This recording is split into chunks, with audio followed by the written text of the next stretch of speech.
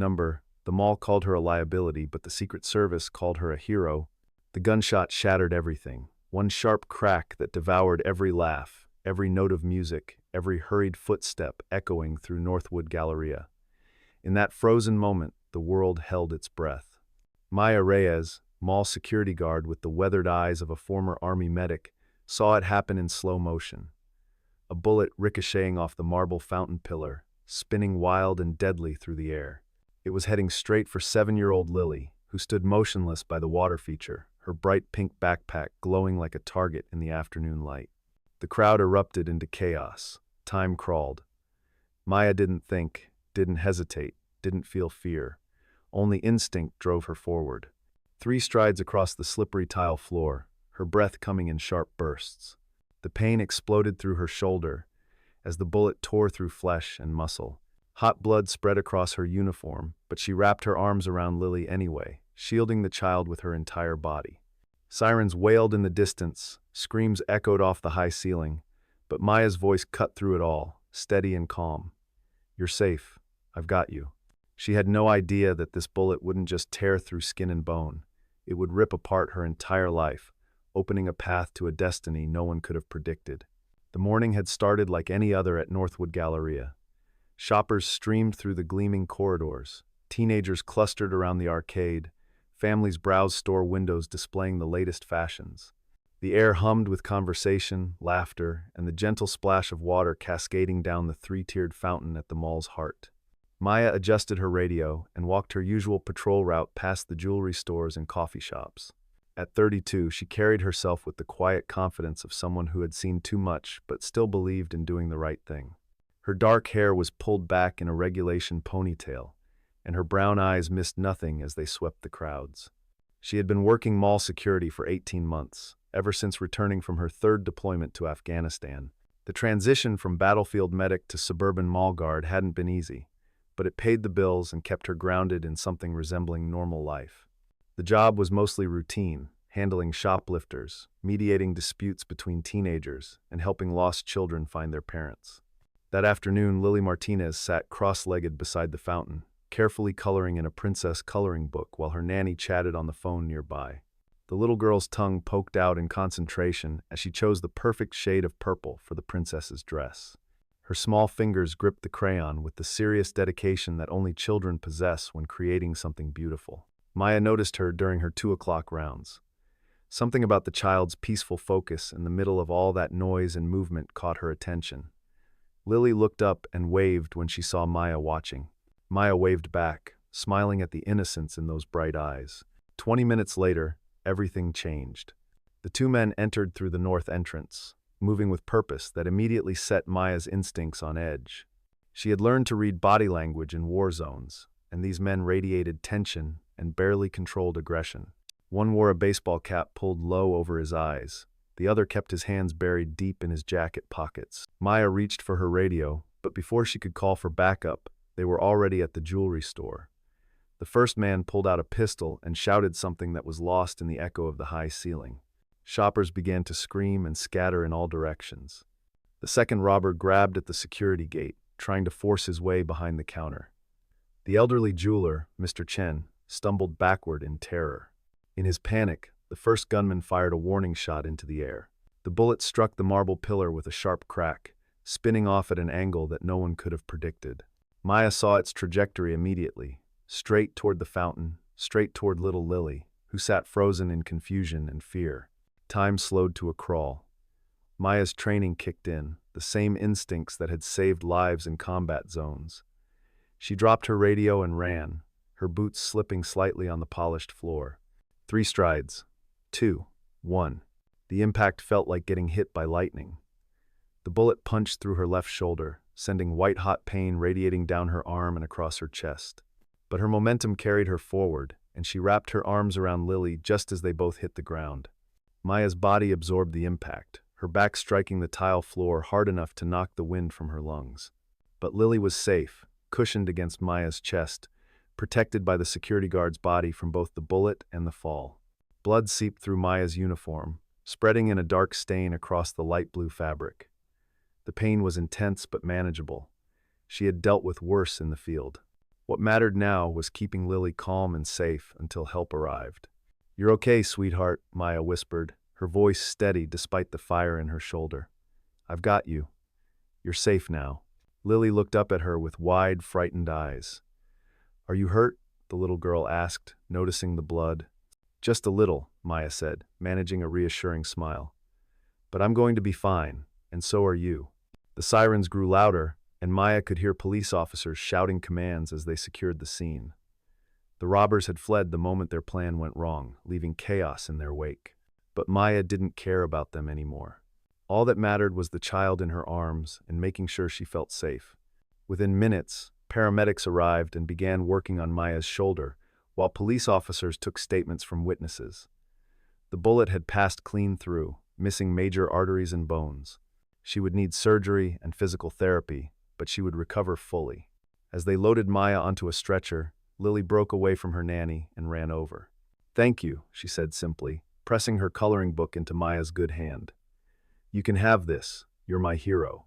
Maya felt tears prick her eyes as she looked down at the carefully colored princess. "Thank you, Lily. You're pretty brave yourself." The hospital was a blur of bright lights, medical forms, and the sharp smell of antiseptic. Dr. Evans, the emergency room physician, was efficient but cold as he examined Maya's wound. He spoke about her more than to her, discussing her case with nurses and residents as if she weren't there. "Gunshot wound to the left shoulder," he dictated to a medical student. "Clean entry and exit. We'll need to irrigate and close. Watch for infection. Patient is stable." "Doctor," Maya tried to interject, "I need to know about my insurance coverage for this. I'm not sure my plan will." "We'll deal with the financial aspects later," Dr. Evans cut her off dismissively. "Right now we focus on the medical issues." But Maya could see the looks that passed between the staff, the way they glanced at her mall security uniform. She wasn't a police officer injured in the line of duty. She wasn't military personnel wounded in combat. She was just a security guard who had gotten in the way of a bullet, and that made her more of a problem than a hero in their eyes. The surgery went smoothly, but recovery was complicated by more than just physical pain. The hospital bills began arriving before Maya was even discharged. Emergency room fees, surgeon fees, anesthesia costs, pharmacy charges. Her basic insurance covered some of it, but the deductibles and copays added up to thousands of dollars she didn't have. When local news crews arrived at the hospital, Maya hoped they would tell the real story of what had happened. Instead, she watched from her hospital bed as the reporter minimized her role in the incident. "A security guard was injured during today's robbery attempt at Northwood Galleria," the anchor said. "The guard suffered a minor wound when caught in crossfire during the incident. No shoppers were harmed." Minor wound, caught in crossfire. No mention of Lily, no mention of the fact that Maya had deliberately put herself between a child and a bullet. The story made it sound like she had been in the wrong place at the wrong time, not that she had made a split-second decision to save a little girl's life. Maya felt something cold settle in her chest as she watched the sanitized version of events play out on screen. It was as if her sacrifice, her choice to risk everything for a child's safety, had been erased entirely. The physical therapy was painful, but the emotional weight of being forgotten was worse. Maya returned to work after 6 weeks, her shoulders still stiff and aching but functional. She expected some recognition, perhaps a commendation or at least acknowledgement from mall management of what she had done. Instead, she found a message to report to Human Resources first thing Monday morning. Karen Walsh, the HR director, sat behind her desk with Maya's personnel file open in front of her. Her expression was stern and disapproving, as if Maya had done something wrong rather than saved a child's life. "Maya, we need to discuss the incident that occurred 6 weeks ago," Karen began, her tone formal and cold. "After reviewing the security footage and incident reports, we've determined that your actions violated Section 7B of the Employee Handbook." Maya stared at her in disbelief. Section 7B. Security personnel are instructed to call for backup and evacuate civilians in dangerous situations. You were not authorized to engage directly with an active threat. "There wasn't time to evacuate anyone," Maya protested. "A child was about to be shot. I did what anyone would do." "You did what you thought was right," Karen corrected, "but not what company policy requires. Your actions put both yourself and the mall at risk of liability issues." Richard Henderson, the mall manager, leaned forward in his chair. His primary concern was clearly the shopping center's reputation and legal exposure, not the fact that a child's life had been saved. Maya, we appreciate your instincts, he said carefully. But this incident has created complications for us. We've had insurance investigators asking questions, lawyers calling about potential lawsuits, and negative attention from the media. Negative attention? Maya couldn't hide her incredulity. I saved a little girl's life.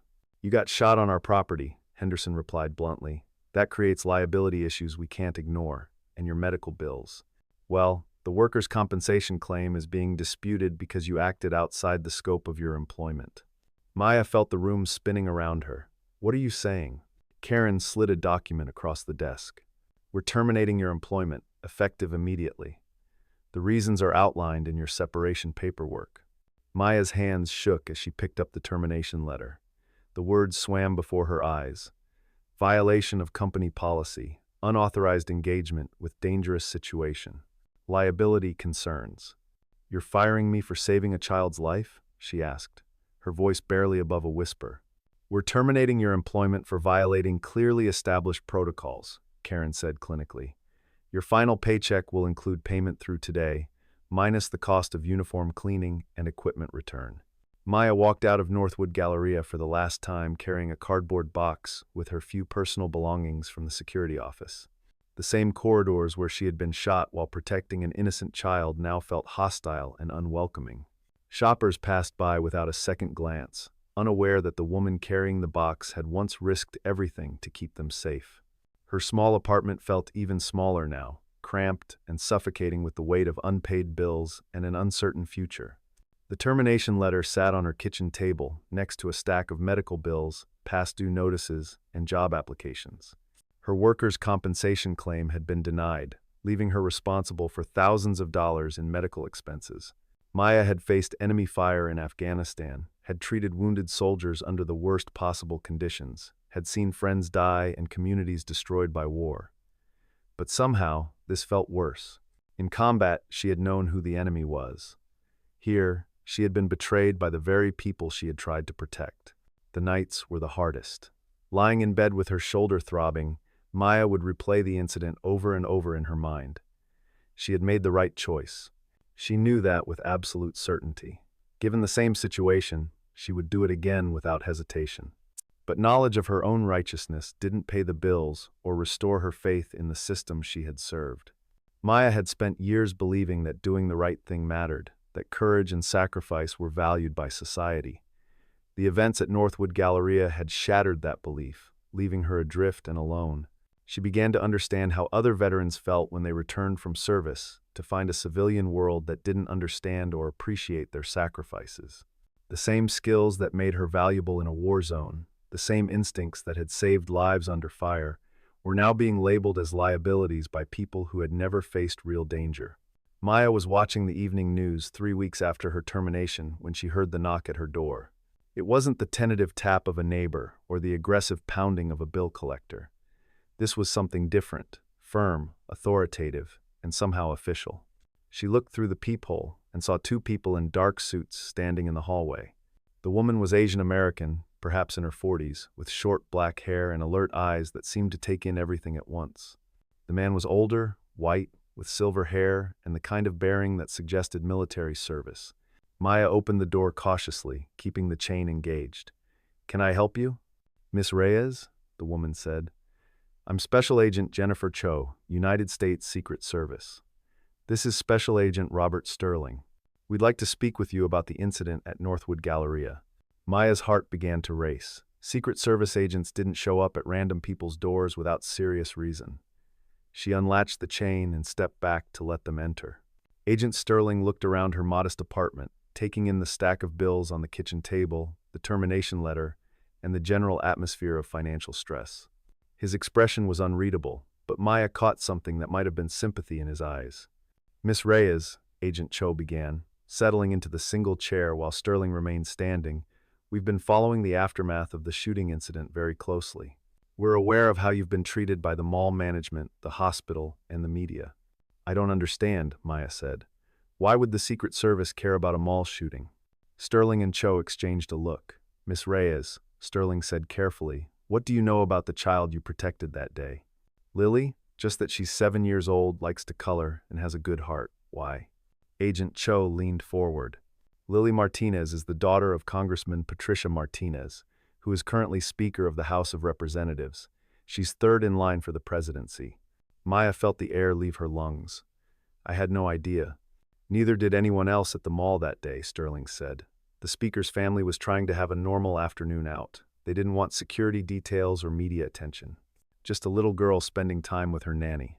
But when that bullet changed course, Cho continued, you put yourself between a potential assassin's weapon and a member of the presidential line of succession.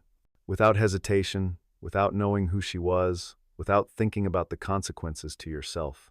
Maya sank onto her couch, overwhelmed by the implications. It wouldn't have mattered who she was. She was a child in danger. We know, Sterling said softly. That's exactly why we're here. Agent Cho pulled out a tablet and showed Maya a series of photographs. The mall security footage, crime scene photos, hospital records, and news clippings. We've reviewed everything, Miss Reyes. The trajectory analysis, the witness statements, the medical reports. That bullet would have struck Lily Martinez in the head if you hadn't intervened.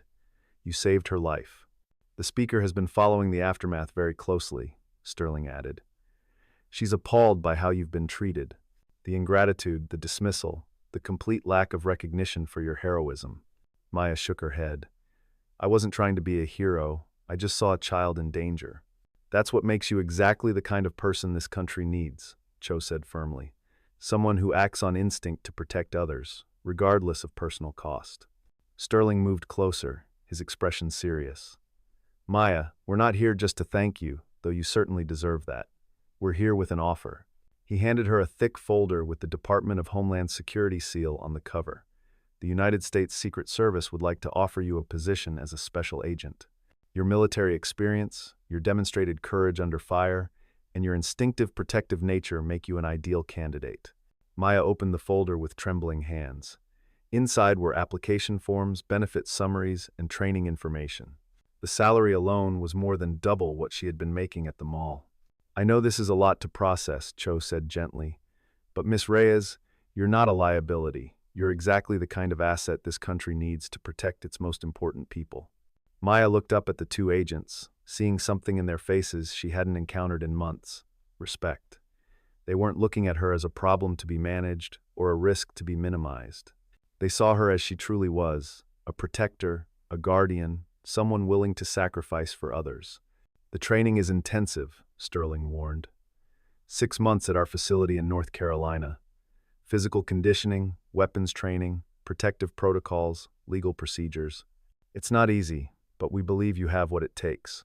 And after training? Maya asked. After training, you'll be assigned to a protective detail, Cho explained. It could be the president, the vice president, foreign dignitaries, or other high-value targets. You'll be part of the most elite protective service in the world. Maya thought about the past few months, the betrayal, the dismissal, the crushing weight of being told she was worthless. Then she thought about Lily's small hand pressing the coloring book into hers, the simple trust in those young eyes. When do I start? She asked. The media response to Maya's recruitment was swift and dramatic.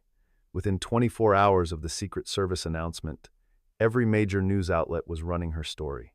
The same reporters who had dismissed her as a security guard with minor injuries were now calling her an American hero and a profile in courage. Maya watched from her apartment as her story was finally told correctly. The bullet trajectory was explained in detail. Lily's identity was revealed with the speaker's permission. Expert analysts discussed the split-second decision-making that had saved a child's life and potentially prevented a national tragedy.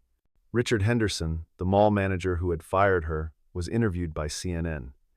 He looked uncomfortable and defensive as the reporter pressed him about the decision to terminate Maya's employment. In retrospect, Henderson said carefully, "Perhaps we acted too hastily, Miss. Reyes is certainly a person of character, and we wish her well in her new career." The reporter wasn't satisfied with the diplomatic non-answer. "Mr. Henderson, are you saying that Northwood Galleria made a mistake in firing a woman who saved a child's life?" We followed our established procedures at the time," Henderson stammered. but we're reviewing those procedures in light of recent events. Doctor. Evans at the hospital faced similar scrutiny when reporters discovered the massive medical bills Maya had accumulated. Patient advocacy groups criticized the treatment she had received, and the hospital quietly announced that all charges related to her care would be waived. "We want to clarify that Miss Reyes received excellent medical care," a hospital spokesperson said, "and we're honored to have played a role in her recovery." The most meaningful vindication came from an unexpected source. Maya was packing her apartment, preparing for the move to the Secret Service training facility, when she heard another knock at her door. This time it was Lily Martinez, accompanied by her mother, Speaker Patricia Martinez. The little girl ran to Maya and wrapped her arms around her waist in a fierce hug. "I told Mommy you were my hero," Lily said, looking up at Maya with those same bright eyes. "She wanted to meet you." Speaker Martinez was a composed, dignified woman in her 50s, but her voice wavered with emotion as she spoke. "Miss Reyes, I can never adequately express my gratitude for what you did. You saved my daughter's life without knowing who she was, without expecting any reward. That's the kind of selfless courage this country was built on." Maya knelt down to Lily's level. "How are you doing, sweetheart? Any more coloring books?" Lily giggled and pulled a folded piece of paper from her backpack. "I made this for you." Maya unfolded the drawing to reveal a picture of herself in a Secret Service suit, standing protectively beside a small figure labeled Lily. At the top, in careful 7-year-old handwriting, were the words, "My hero." "This is beautiful, Lily. I'm going to keep this with me always." Speaker Martinez placed a hand on Maya's shoulder. "The country owes you a debt we can never fully repay, but we can give you the opportunity to continue protecting people who need it. Thank you for accepting the position with the Secret Service." As they prepared to leave, Lily hugged Maya one more time. "Will I see you again?" "Maybe," Maya said softly. "But even if you don't see me, I'll be watching out for people like you. That's what I do now." The Federal Law Enforcement Training Center in Glencoe, Georgia, was unlike anything Maya had experienced, even in the military. The Secret Service training program was designed to identify and eliminate any weakness, any hesitation, any flaw that might compromise an agent's ability to protect their assigned charges. Maya arrived on a humid Monday morning in September, carrying a single duffel bag and the drawing Lily had made for her.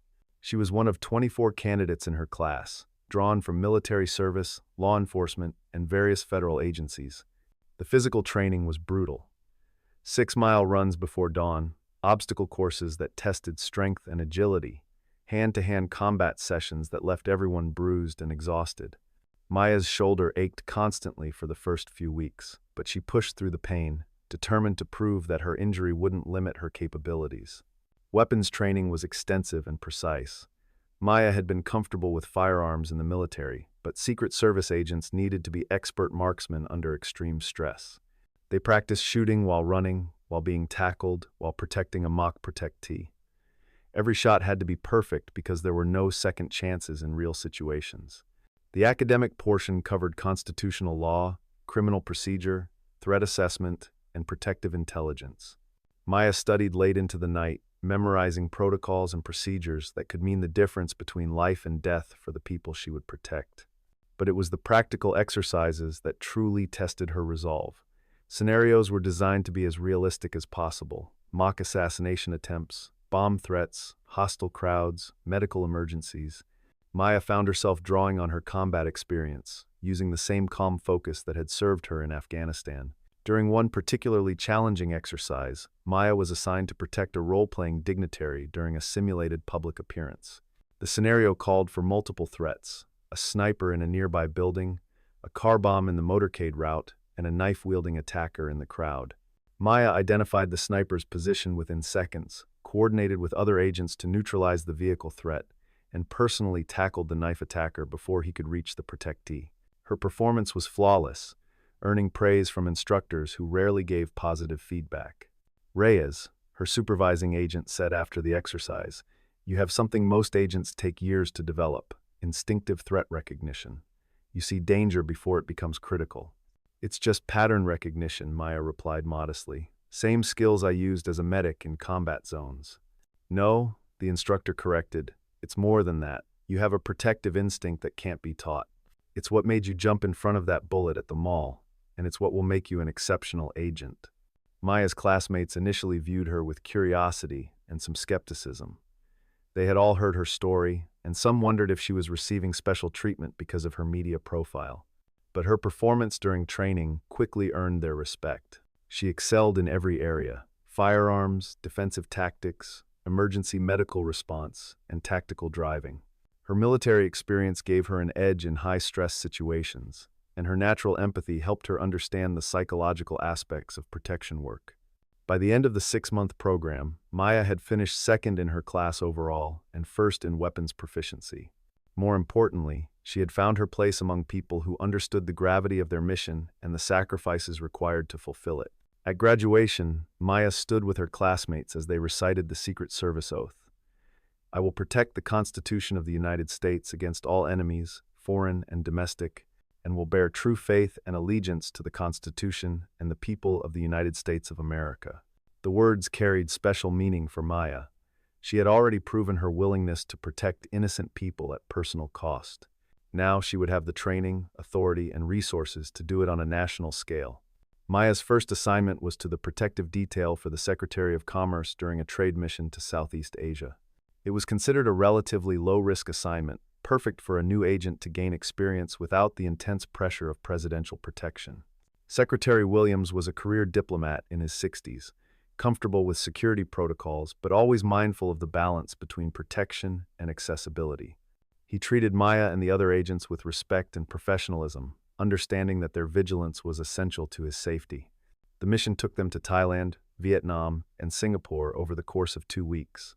Maya adapted quickly to international protection work, coordinating with foreign security services, assessing unfamiliar threats, and maintaining constant vigilance in crowded, chaotic environments.